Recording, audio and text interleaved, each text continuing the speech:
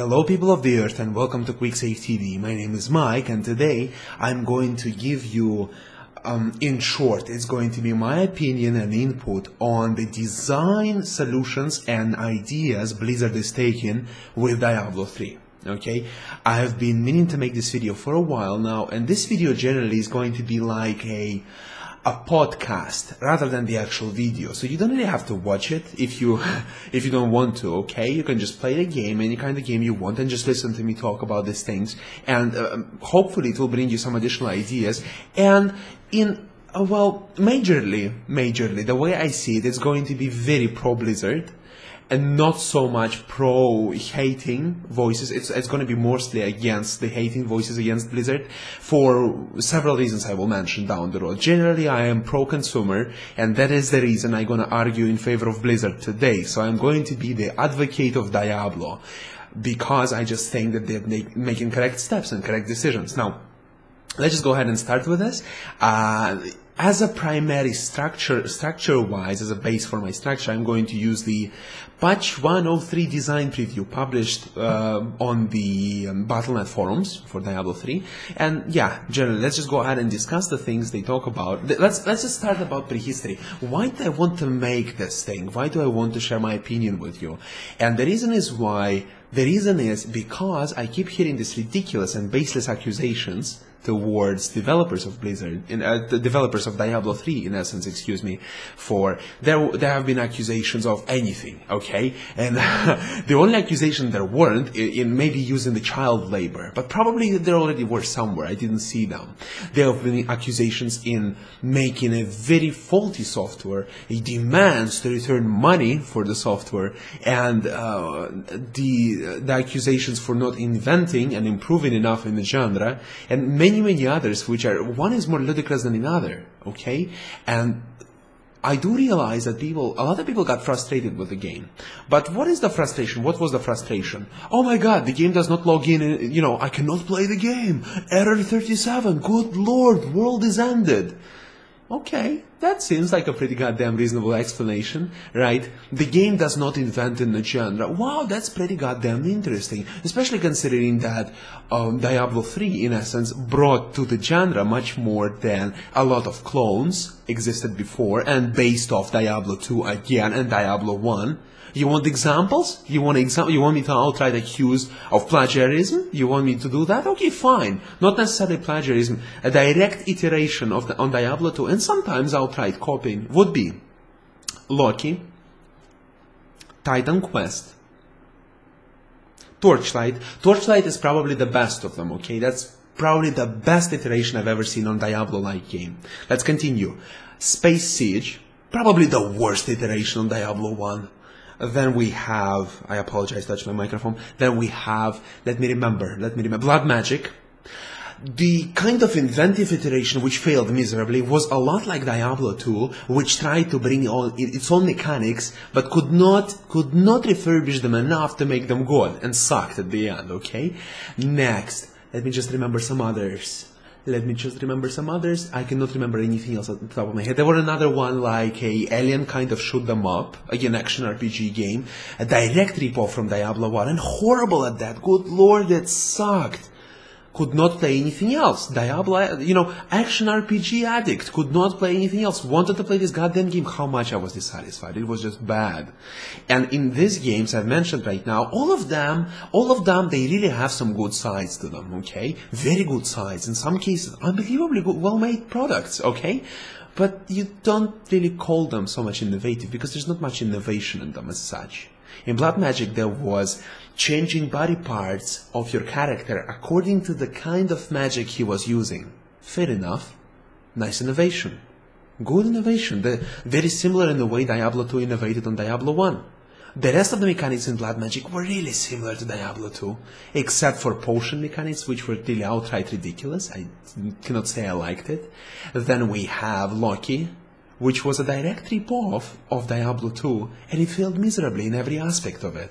Not only could not provide a valid enough reason to play it rather than play Diablo 2, it also did not polish their engine. It sucked. It sucked goddamnly much. I cannot describe how much it sucked.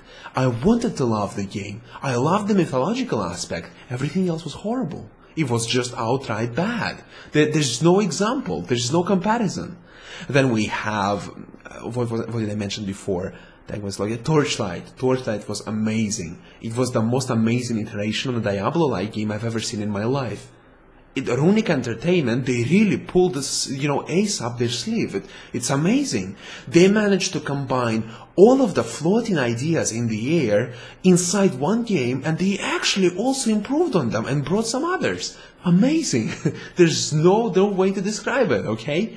And that's the exception, okay? Torchlight is the only one exception in my list. Everything else I'm ready to bash, or ready and willing to bash.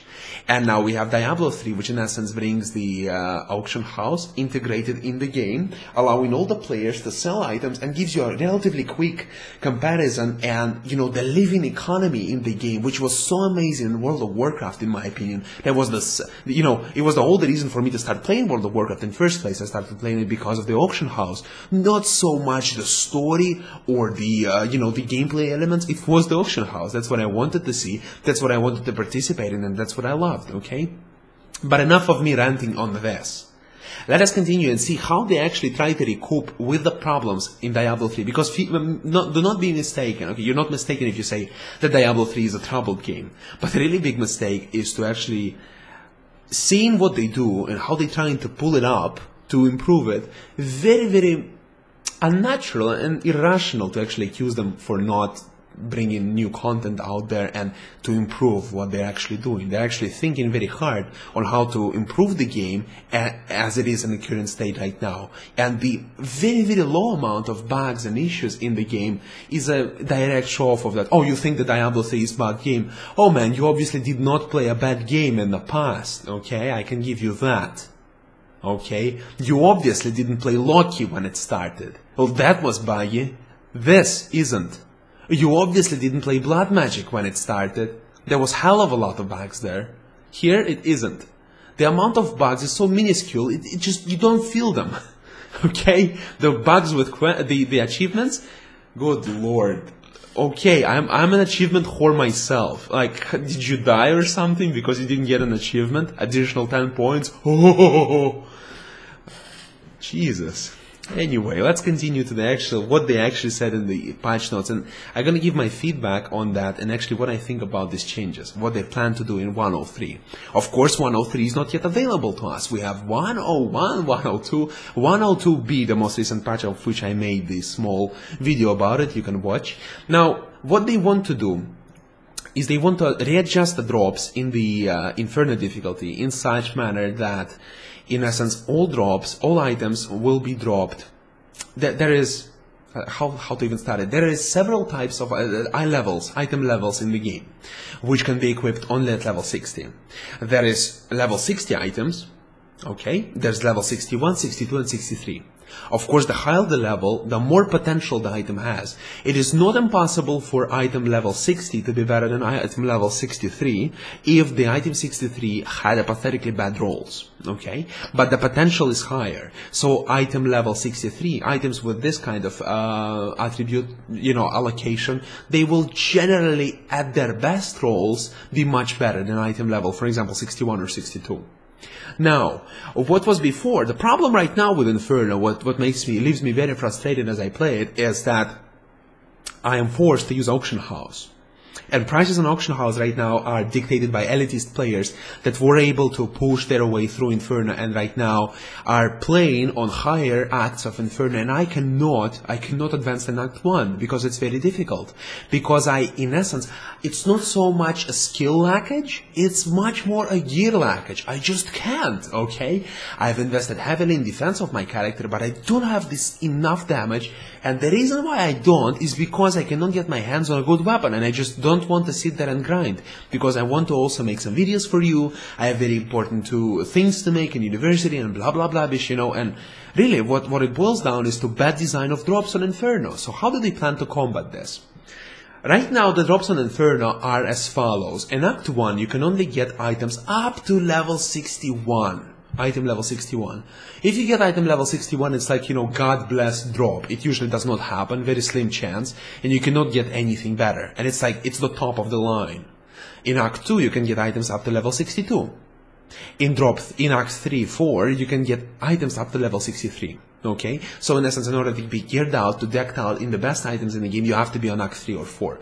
But to get there, you need this firepower, this strength of these additional items, which you don't get, which is horrible.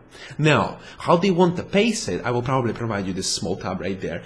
They want to pace it in such a manner that, in essence, as long as you play an Inferno, you have a chance to get all of these items.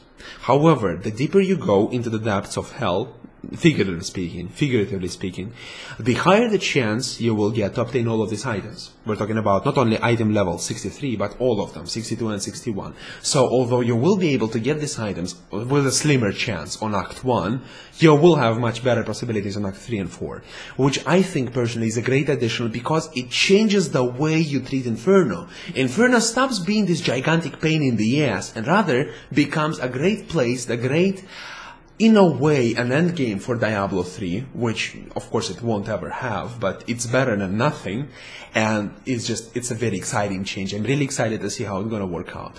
Next, you keep using that word, previously mentioned, blah blah blah. Legendary items. Yeah, legendary. The problem with legendary items in Diablo 3 is that they're legendary. It's very hard to obtain one, and they don't necessarily yield these legendary attributes.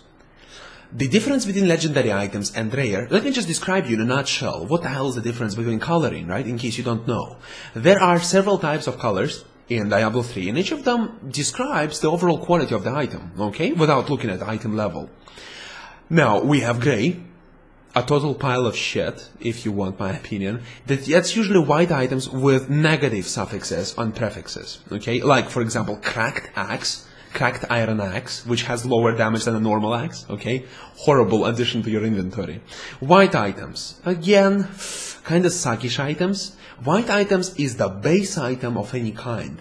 They don't have any special properties, they don't have bonuses to attack, they are what they are. They might have high enough attack or high enough armor, but they don't give you any bonuses, thus they are kind of useless. Then we have magical items, blue items. These items are the bulk of the items you will find, the bulk of the useful items that you're gonna pick up. They generally have several attributes. They generally add you additional specific things, special things, and they are randomly generated.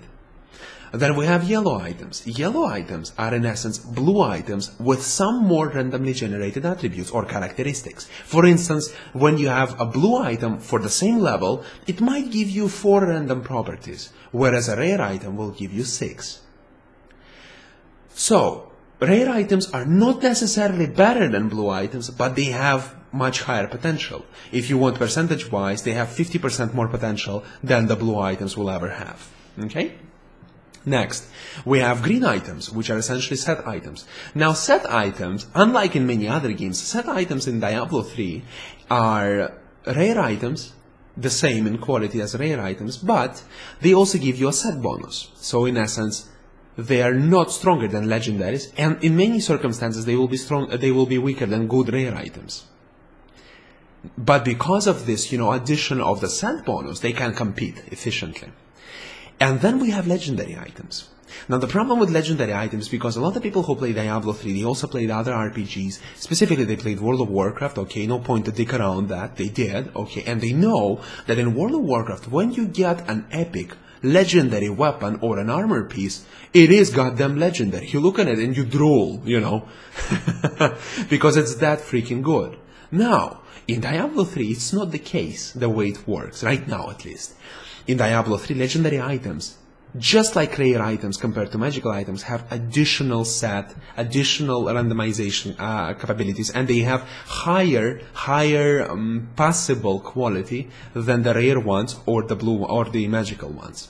Thus, we can say that in some cases, in many cases, blue items, magical items, might be better than legendary items.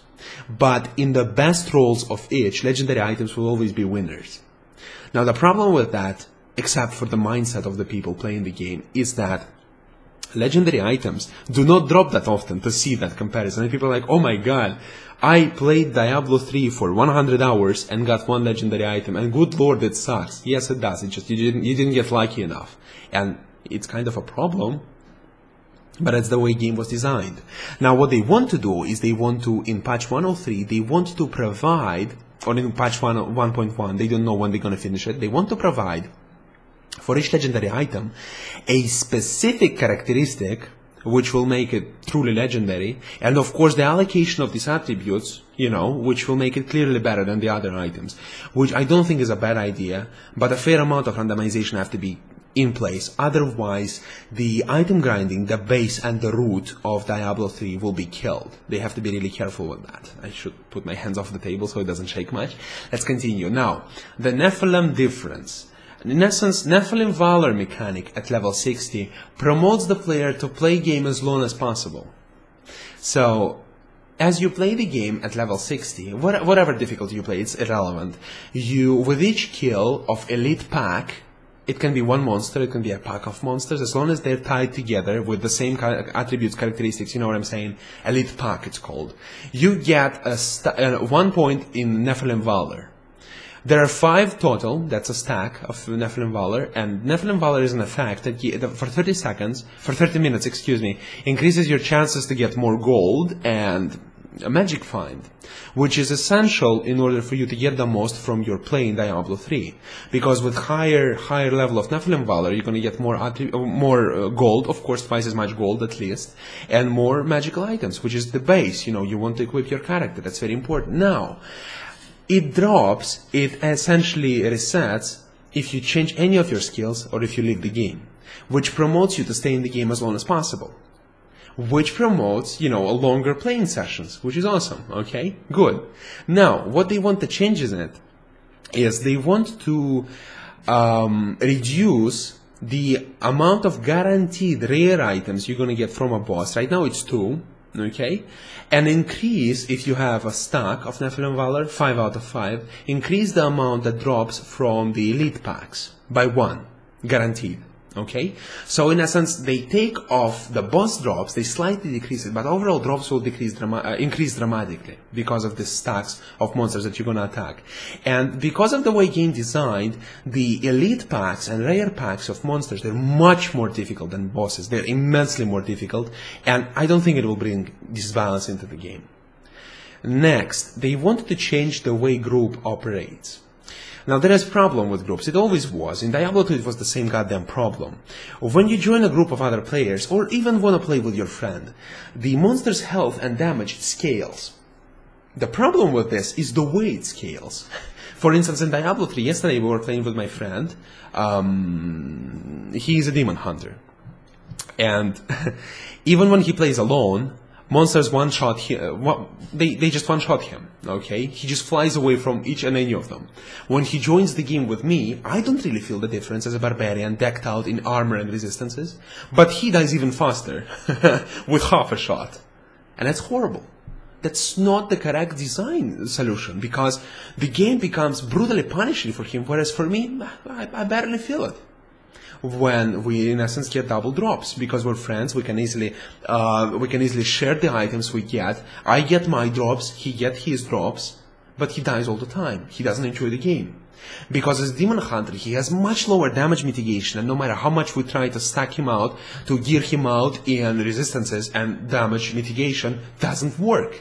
And what they want to make now is they want to get the feeling when playing grouped and alone very, very similar. So in essence, they want to reduce the bonus damage given to the monsters, which is a good thing in my opinion, but it's hard to scale. It's very hard to scale, and I'm interested to see where they're going with it. Now, Inferno balance, blah blah blah blah blah. They want to change some of the balancing in Inferno, specifically the gaps in difficulties between the acts. Okay, they state specifically that Act 1 is exactly how they wanted to see it, but Act 2 is very, very difficult compared to Act 1. So there's this gap in order to jump which, you have to go to auction house, which money you don't have, which means you have to farm, which is not fun. So because of this, they want to change this approach, the way it works, to make it more fair. There's nothing really much to say about it. I'm not really interested about this. I'm talking about things I'm interested primarily. Paying for your mistakes. They want to increase the price it takes to pay for the items when you break them. In essence, right now, the repairs are so cheap in top. In the worst of the cases, they will cost you 3,000 gold, which is not an insanely high amount of gold to pay for a repairing of your items. And because of that, they don't really feel that the game is punishing enough in this case, in this sense. So they want to pump it up like 4 or 6 times. And after they do that, it will be much more fundamental for players to actually build their builds in such a fashion that they can actually handle it. Otherwise, their item's going to break and they will not be able to play, which can be a really serious issue. Now, right now, 3,000 is a very small part of your income in the game as you play, but, you know, 18,000 or even 12,000 is a great amount of money to pay, and you don't want to have that. Good. Okay, now the attack speed problems. It has been stated again and again that there are some problems with attack speed. Some of my subscribers suggested that it's actually because there's a confusion of specific affixes and suffixes in the game, but I really don't know what is the case. I guess guys at Blizzard know that, and they're trying to fix that. And at the same time, there is a problem with attack speed because there's generally a problem with some attributes, with some specific points in the game, specific suffixes, you know, not suffixes so much, specific random bonuses to weapons and armors. Attack speed has been one of them. In essence, in order to have a good game, you want to have equal quality solutions. But when they step so far from each other, it's hard to have equal quality solutions. You know, when attack speed becomes a mandatory skill, mandatory improvement for a character, it doesn't even smell like fair play. In essence, it will force every character in the game to have higher attack speed, which is not fun. So they want to change it in a way, and they don't really know how to do that. They want to else cap it, else to reduce the bonuses across the board. I think it wouldn't be a bad idea to cap it, to introduce severe diminishing returns, but I don't know how it would work out. It sounds good on paper, but who knows. And then we have, this is probably one of my favorite changes they want to introduce in 103, is the cost, and they should have made it before actually, to be honest. The reduction of the cost for all the gems that actually drop on difficulties.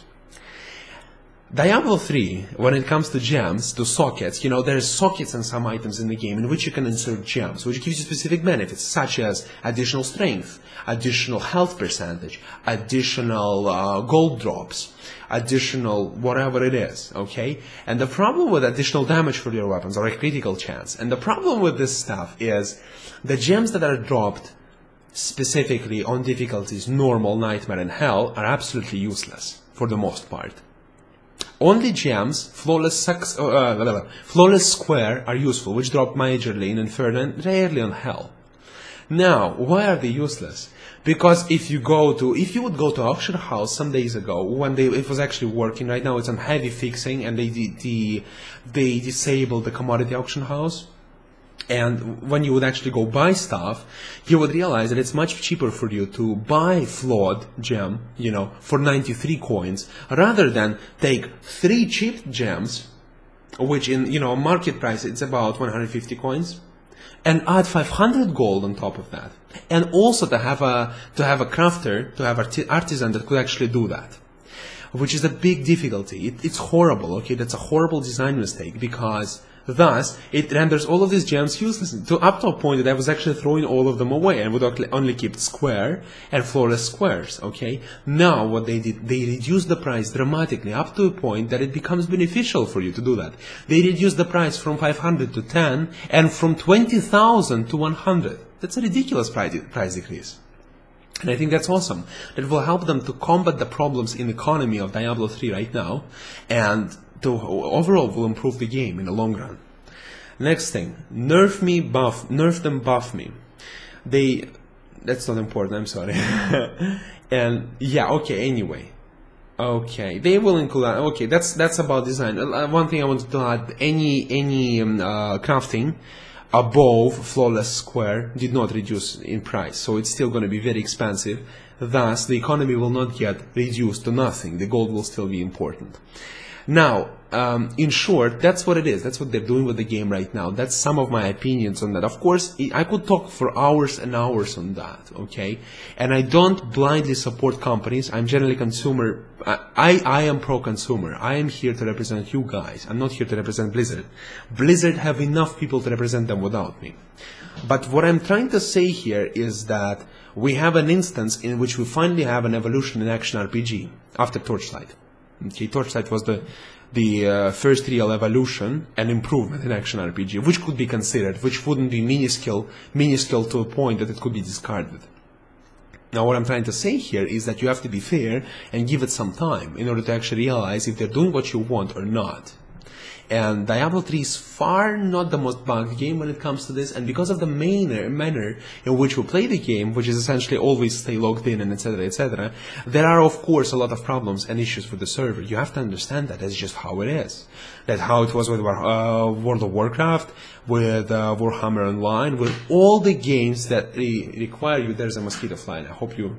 If you've seen that, that's called high definition camera. Bravo Logitech. If you didn't, Logitech, you suck ass. Now, 720p. Now, well, that's about it for the video. I thank you so much for watching. I hope it was interesting and enjoyable enough to watch. It's a lot of rambling in essence, but I hope it was interesting. And as I said, it was meant to watch for you, to listen as a podcast while playing a game, rather than actually watching my face talking about these things. I thank you so much for watching, thank you so much for listening. I hope you enjoyed the video and my commentary. If you did, go ahead and subscribe to my channel. It helps me immensely and I appreciate every single one of you. Have a greatest day and bye bye.